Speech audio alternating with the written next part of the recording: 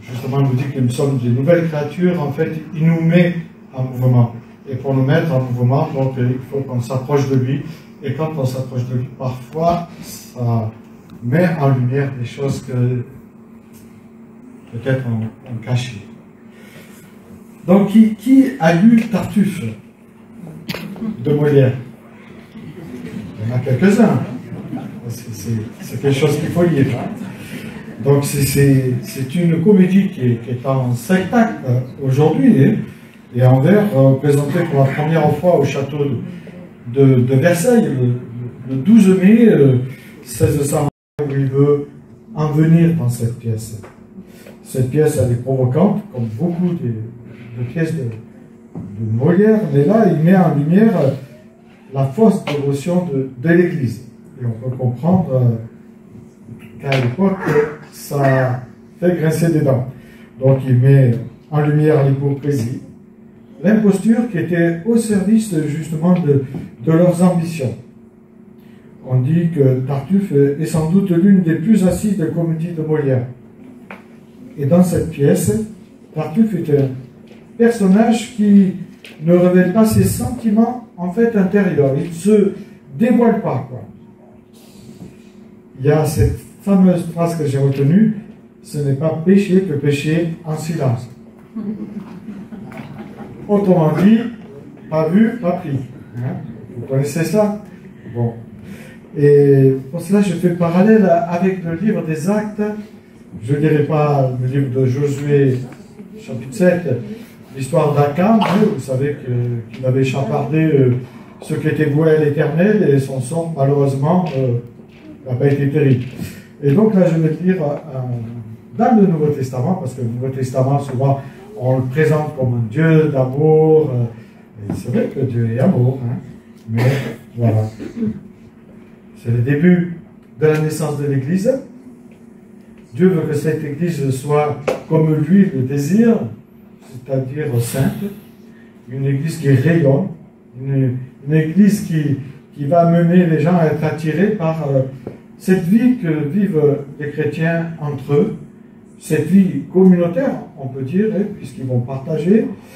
Et voilà, on se retrouve dans Acte 5, les uns les autres ont partagé, surtout Barnabas qui est venu là, il a partagé ses biens.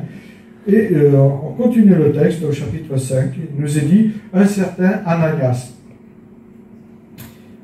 Et bien sûr, il est accompagné de sa femme Saphira, vendit aussi une propriété. Alors, là, c'est super sympa, vendre une propriété pour la communauté.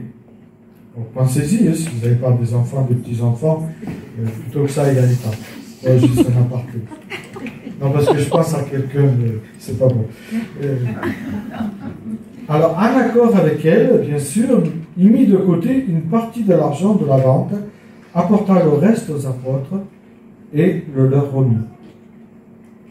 Et Pierre, qui est assez quelqu'un de tranchant, il dit, Ananias, comment as-tu pu laisser Satan envahir à tel point ton cœur? Tu as menti au Saint-Esprit en cachant le prix réel de ton champ pour en détourner une partie à ton profit. N'es-tu pas libre de garder ta propriété? Ou même, après l'avoir vendue, ne pouvais-tu pas faire de ton argent ce que tu voulais? Comment as-tu pu décider en toi-même de commettre une telle action? Ce n'est pas à des hommes que tu as menti, mais à Dieu. À ce mot, Ananias, il tombe raide. Tous ceux qui l'apprirent, bien sûr, furent remplis d'une grande crainte. Des jeunes gens vinrent, envelopper le corps, puis l'emportèrent pour l'enterrer. Environ 3 heures plus tard, la femme d'Ananias entra sans savoir ce qui s'était passé. Et Pierre, de nouveau, lui demande à elle, « Dis-moi, est-ce bien à ce prix-là que vous avez vendu votre champ ?»« Oh oui, répondit-elle, c'est bien à ce prix. » Alors Pierre lui dit, « Comment avez-vous pu vous concerter pour provoquer ainsi l'Esprit du Seigneur? Écoute, ceux qui viennent d'enterrer ton mari sont devant la porte et ils vont l'emporter, et ils vont t'emporter toi aussi. » Au même instant, elle tomba inanimée au pied de Pierre. Les jeunes gens qui rentraient la trouvèrent morte, ils l'emportèrent et l'enterrèrent aux côtés de son mari. Cet événement inspira une grande crainte à toute l'Église, ainsi qu'à tous ceux qui entendirent parler de cette histoire. Voilà. Bon. On va essayer de partager pour que ça puisse nous faire avancer. Vous savez, la Bible, des fois, il y a des choses un peu raides dedans. Hein? Il faut les accepter. Là, nous sommes au départ de cette première communauté chrétienne qui nous révèle une histoire insolite et plutôt dérangeante, parce qu'on est dans le Nouveau Testament et on veut voir ce Dieu d'amour, ce Dieu bisounours là, qui nous fait des bisous, mais c'est pas le cas. Alors Ananias, ça c'est cool, ça c'est son nom, hein, c'est le gracier. Il a été gracié là, hein, mais bon, c'est un peu bizarre hein, le nom qu'on lui a donné, et Saphira la belle. Et pourquoi sont-ils confrontés à un tel jugement? Un tel jugement qui est sans appel de la part de Dieu. Comment comprendre que sous le régime de la grâce, on retrouve une démarche propre à la pratique de l'Ancien Testament? Et certains chrétiens pensent que le Dieu du Nouveau Testament n'est pas le Dieu de l'Ancien Testament. Ah. Il faut bien lire. Hein? Et d'autres se posent la question pour savoir si le message de l'Ancien Testament peut être compatible avec le message du Nouveau Testament. Et déjà, à la naissance de l'Église, déjà au IIe siècle, un dénommé Marcion avait supprimé de la Bible tout l'Ancien Testament et une partie du Nouveau Testament. Tout ce qui était un peu violent, où Dieu exerçait son jugement, lui, il avait trouvé la solution radicale. On supprime comme ça, on retrouve un Dieu qui est simplement Dieu d'amour. Heureusement, ça a été fermement rejeté par les pères de l'Église. En fait, on pourrait dire qu'ils prenaient la Bible à la carte, et parfois nous pouvons, nous aussi en tant que chrétiens, lire certains passages et oublier les autres, sans essayer de comprendre ce que Dieu veut nous dire au travers de ces passages. Parce que si c'est écrit, et si ça a été canonisé, c'est que Dieu veut nous parler au travers de ces passages. Il ne veut pas parler simplement contemporain de l'époque, mais qu'est-ce que ce texte peut bien vouloir nous dire à nous? Et je dirais qu'aujourd'hui, certains chrétiens sont tentés dans leur lecture personnelle de sélectionner les meilleurs passages de la Bible, ou leurs meilleurs passages de la Bible. Pour eux, le Dieu de l'Ancien Testament apparaît comme un Dieu implacable, et celui du Nouveau Testament comme un Dieu d'amour qui nous prend dans ses bras comme on l'a chanté. Mais on pourrait se poser la question, n'aurait-il pas simplement fait de Dieu une image taillée à leur mesure? Ça va, des champions pour ça. Une image, quelque part, qui leur ressemble. Un Dieu à leur sauce. Opposer l'Ancien Testament au Nouveau Testament, en fait, ça ne tient pas la route. Car l'amour et la grâce et le jugement se retrouvent aussi dans l'Ancien Testament. Et vous pouvez le lire, où Dieu dit à son peuple, je t'aime d'un amour éternel. C'est pourquoi je te conserve ma fidélité dans Jérémie. En fait, vous allez retrouver un Dieu de grâce aussi dans l'Ancien Testament. Il suffit de bien lire les lignes.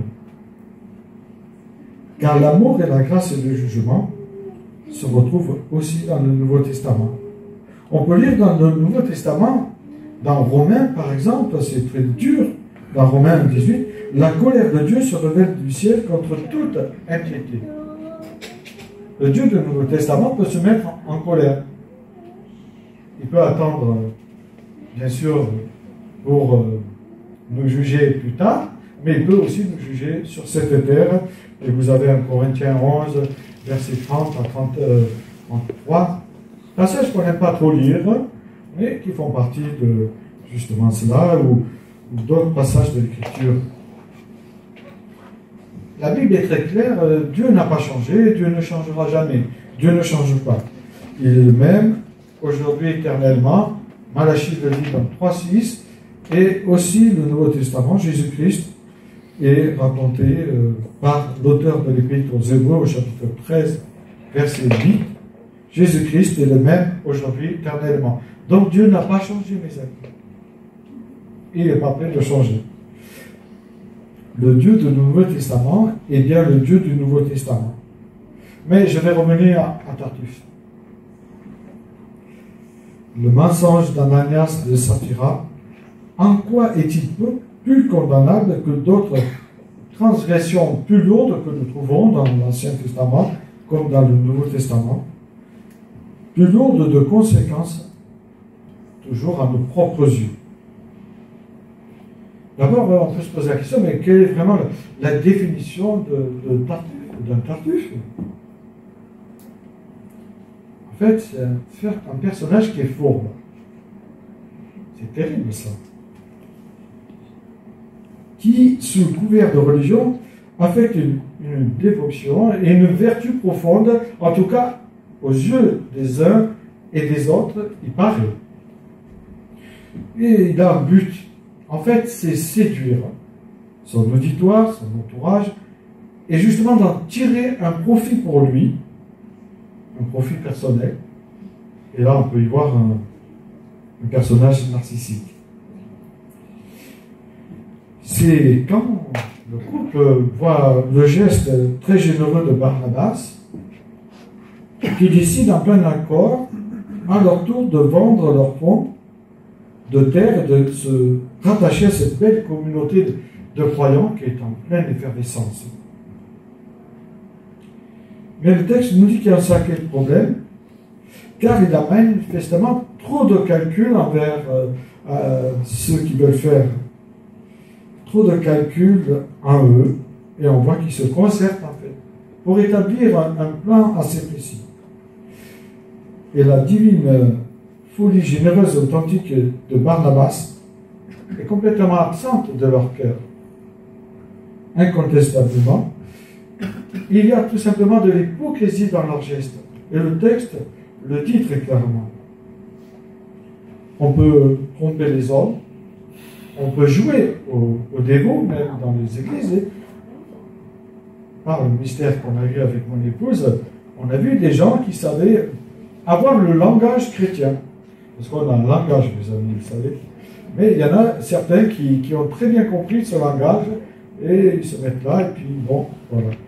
C'est pas terrible, quoi. On peut, je le dis, tromper les hommes, mais personne ne peut berner Dieu, car l'Éternel sonde les cœurs, nous dit l'Écriture.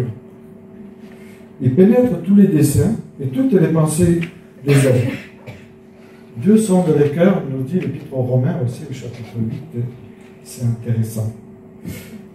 Et je vais le lire parce que c'est un très beau passage, 8-27, parce qu'on pourrait oublier qu'on peut faire des choses en cachette sans que Dieu ne voie et ne comprenne. Entre parenthèses, dans le Coran, il est dit que si on n'est pas vu, pas pris, il n'y a pas péché. Mais ce n'est pas le Coran, mes amis, que nous lisons, c'est la Bible. J'espère pour vous. Et Dieu qui scrute les cœurs, c'est vers quoi tient l'esprit. Voilà, Dieu scrute les cœurs. Et moi j'aime bien ça parce que, voilà, avec Dieu, on doit être authentique. Et dans Apocalypse, chapitre 2, verset 23, il est dit aussi, et je me suis trompé, le passage. C'est pas relié mon passage, c'est sûrement. En fait, c'est l'Apocalypse, il nous dit que Dieu sonde les pensées et les désirs secrets de chaque homme. Et je donnerai à chacun ce que lui aura valu César. Donc on peut se cacher pour faire des choses, hein? Faire des choses en cachette. Mais Dieu voit tout et connaît toutes choses. Et il sonde notre cœur. Il sait si nous sommes sincères ou pas sincères avec lui. Et Luc établit volontairement un contraste avec Barnabas et ce couple qui n'est au clair ni avec l'argent, lisez bien le texte, vous verrez, ni avec Dieu.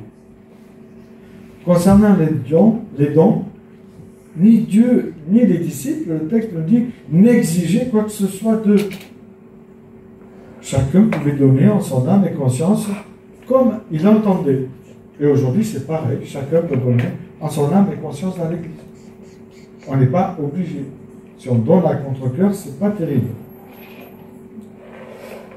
Dieu aime celui qui donne, et qui donne bien sûr avec joie, comme l'a fait Barnabas. Et non sur une contrainte d'une loi, d'un légalisme dans lequel on pourrait tomber. Ça ne veut pas dire qu'il ne faut pas donner, mes amis, je n'ai pas dit ça. C'est à vous de réfléchir comment Dieu vous demande de donner. Et c'est intéressant parce que Jésus, dans Luc 21, nous donne justement un exemple. Cette pauvre veuve, là, il y a tous les disciples, les pharisiens, là, il y a un homme riche qui met beaucoup d'argent. Et Jésus arrête son regard sur une pauvre veuve. Et les disciples sont surpris parce que justement, il leur dit une parole qui les interpelle et qui peut nous interpeller. Et je vais vous la lire, cette parole, parce que je crois que pour nous, c'est important de nous rappeler ces choses-là. Eux, ils ont donné de leur superflu, mais elle a donné tout ce qu'elle avait. C'est très fort comme passage. Il nous dit qu'il aperçut au milieu de cette foule cette pauvre veuve. Et justement, les disciples, eux, ils ont leur regard sur cet homme riche qui donne beaucoup.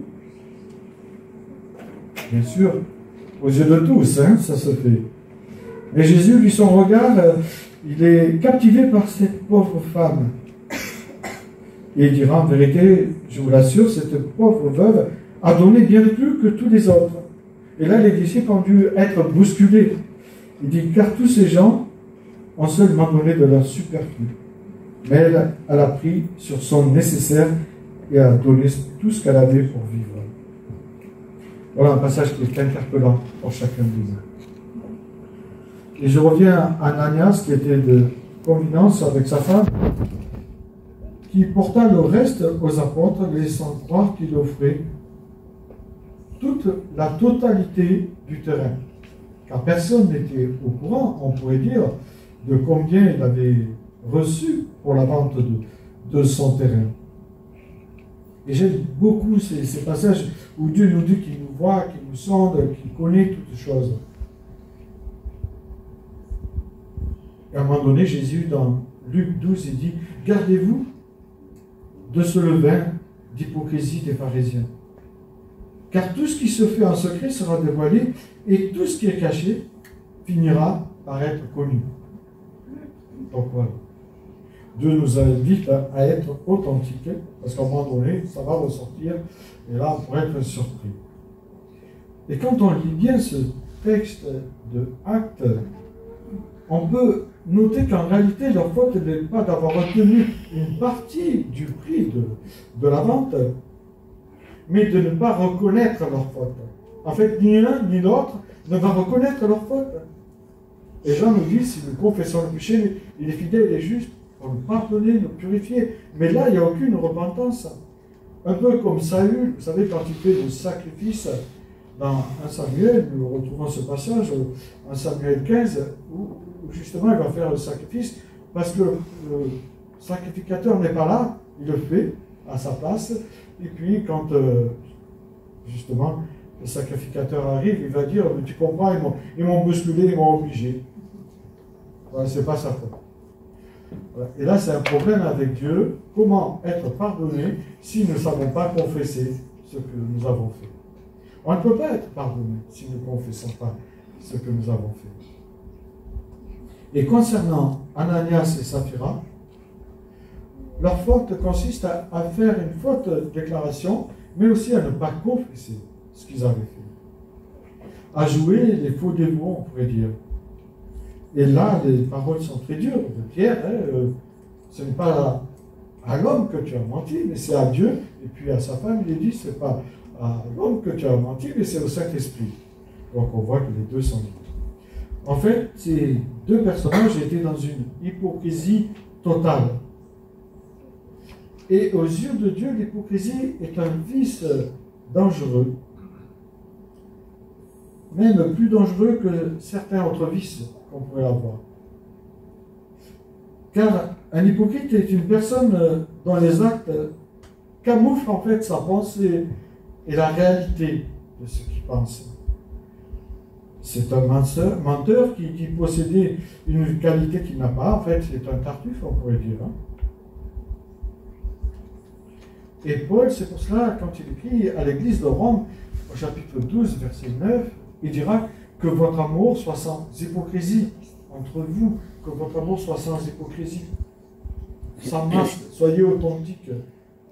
C'est important.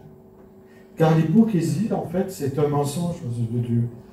Et qui est le père du mensonge? Ben, on le sait, c'est Satan.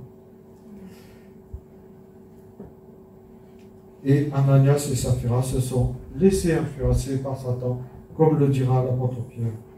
Comme nous-mêmes, nous pouvons l'être aussi. Ils ont fait ce don à contre-cœur pour paraître et non être. Et nous-mêmes, nous pouvons vivre ces choses-là. Leur besoin de recevoir la louange des hommes a déterminé leur mauvaise conduite. C'est dangereux, vous savez, de vouloir la louange des hommes. Parfois, on voudrait dire des choses qui ne blessent personne. Mais moi, quand j'ai reçu l'appel de Dieu, c'était clair, écrit la vérité. Et pour moi, c'était compliqué parce qu'il y avait eu une histoire avec un petit jeune qui volait et je devais aller dire à ses parents qu'il volait. Des parents très droits, des gens qui avaient une place dans une fonction publique aussi. Et donc, c'était très compliqué parce que leurs deux enfants volaient. Et malheureusement, c'est tombé sur moi. Et quand j'ai lu ce passage de Jérémie, j'ai dû dire à quelqu'un qui m'était très cher, et qui m'est encore très cher, voilà, que ses enfants étaient des voleurs. C'est pas simple, hein? Mais je l'ai dit, et je me suis dit, si Dieu me dit de dire la vérité, je ne dois rien cacher, puisqu'il me le confie. Et donc c'est pour ça que je partage avec vous ce texte. Un hypocrite, c'est quelqu'un qui camoufle ses actes. Et Paul, justement, parlera à cette Église et à toute l'Église en nous demandant de vivre authentiquement les uns envers les autres. Ce don, ce couple-là est fait à contre-cœur. Et on voit très bien que quand on laisse une porte ouverte dans notre cœur, alors le diable, lui, n'hésite pas à s'introduire pour le remplir de pseudomai, comme on dit, d'hypocrisie, au point de mentir délibérément, pas seulement aux hommes, mais à Dieu et à nous-mêmes. Quand on ment, on se ment à soi-même. Alors si cette histoire nous a été transmise, c'est pour nous servir d'avertissement, comme on l'a averti les contemporains de l'époque. Il ne faudrait pas croire que nous sommes exempts d'avertissement, mes amis. Les avertissements, Dieu nous les donne à nous aussi, à moi aussi, à vous aussi. Ça nous sert d'avertissement, ça nous montre combien aux yeux de Dieu l'hypocrisie est grave. Et malheureusement, on peut être hypocrite même dans l'Église, mais aussi dans son couple, dans sa famille, au travail, etc. Tout le long de l'Écriture, Dieu nous révèle au travers de ces différents récits et personnages qu'on voit et qu'on lit, qu'il a une horreur à cette hypocrisie. À ses yeux, il dit que c'est une abomination qui peut faire des ravages dans l'Église. C'est pour cela qu'il n'a pas permis que ce couple reste dans l'Église. C'est pour cette raison que l'apôtre Paul nous dit « parler en vérité, chacun avec son prochain, car nous sommes membres les uns des autres. Je n'ai pas dit de prendre un bazooka et de tirer sur tout le monde, dire des choses. Attention. Il y a une forme à mettre. On peut dire la vérité en imitant la forme. En tout cas, cette mort prématurée d'Anania Saphira doit nous servir d'exemple et doit inspirer chacun de nous à une crainte respectueuse de notre Seigneur. La crainte de Dieu, nous dit le livre des Proverbes, chapitre 9, verset 10, en fait, c'est le commencement de la sagesse. C'est le commencement de la sagesse. Alors, la crainte de Dieu, c'est ne pas avoir peur de lui au sens propre, mais c'est craindre de lui déplaire en lui désobéissant, en fait. C'est ça. C'est aussi le respecter. Cette crainte, elle découle de l'amour relationnel que nous avons avec lui. Non pas une peur de perpétuer. Il est tout à fait logique que plus nous aimons quelqu'un, plus normalement nous évitons de lui déplaire. C'est comme ça que les couples fonctionnent. Enfin, j'espère que vous fonctionnez comme ça. Et c'est pas facile de vouloir plaire à son épouse. Hein? Voilà. Je dis rien. Non. Je me laisse deviner. Voilà. Soyons des imitateurs. C'est ce à quoi Dieu nous appelle. Des imitateurs de Christ et fuyons l'hypocrisie pour vivre pleinement la grâce et les grâces de Dieu au sein de son corps, au sein de notre famille, au sein de notre couple aussi. Ce récit nous amène à poser un autre regard sur nos comportements afin que chacun de nous reconsidérions notre attitude au sein de l'Église, mais aussi en dehors de l'Église, au sein de nos contemporains, au sein de nos familles, au sein de nos couples. Sommes-nous vraiment authentiques ou jouons-nous au dévot? Je vous invite à prier. Seigneur Père éternel, merci pour ces récits si forts, si puissants, qui nous interpellent, qui nous montrent que tu es un Dieu de grâce, mais un Dieu juste. Merci de nous rappeler que tu attends de nous que nous marchions à ta suite avec nos manquements, mais surtout en étant authentiques. Et je te prie pour chacun de nous, Seigneur, ici présents, et ceux qui écouteront, ceux qui écoutent, afin qu'eux aussi apprennent à marcher dans cette voie de vérité dans laquelle tu veux nous conduire, et que tu enlèves toute hypocrisie de nous, afin que nous soyons et aspirons à cette sainteté dans laquelle tu nous appelles les uns les autres. Merci Seigneur de nous montrer ton amour et de montrer combien cette fonction que tu nous as donnée d'ambassadeur et d'ambassadrice est une fonction qui doit interpeller dans le bon sens. Et donne-nous vraiment d'être ces témoins que tu veux que nous soyons auprès des uns et des autres. Au nom de Jésus-Christ. Amen.